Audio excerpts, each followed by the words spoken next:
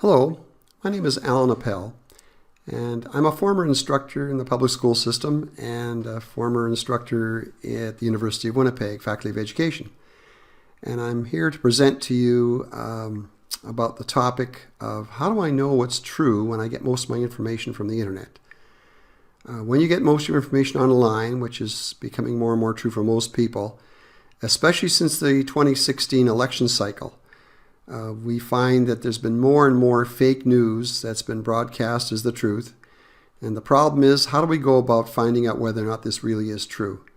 So I want to show you how that's possible. I'm also going to give you some examples of some of this fake news and how Google very often, when you do a search, will present you with the results that aren't necessarily going to give you the truth. Let's begin. How do I know what's true online? And that can be a real problem. Here's an example of something that on the surface looks a little ridiculous, but this is a typical technique that's very often used by people who want to push a certain agenda. What you do is you take a quotation or you take a statement, you back it up with some famous person's name or well-known person's name. It's very, very important to do this to give veracity to the claim, and it's especially useful if the person is no longer alive to defend themselves, and then it becomes a lot more plausible.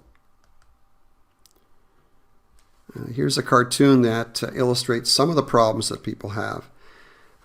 Story is about this student who's posting all the answers to homework on the internet, and he correctly says, well, there's nothing that teachers can do to stop this.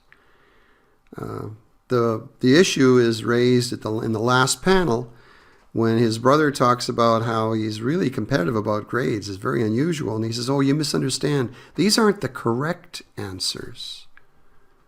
Looking to take an advantage there. And that is a problem that can happen. So how do we go about dealing with this false news, and why does it happen to begin with?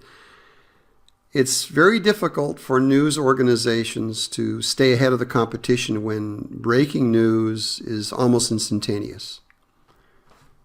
And that is the problem that people have. Very often in the past, fact-checking would take place much more frequently.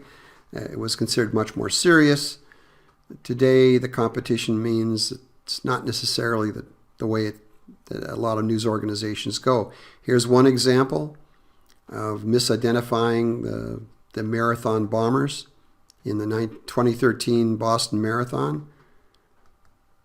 Another example, the disappearance of Malaysia Airlines flight. You may recall that the airplane was never found, but there were many false reports saying that the plane had made a safe landing.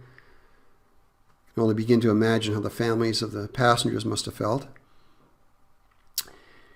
It is really time-consuming to verify. So online verification by the consumer, that's you and me, becomes much more important.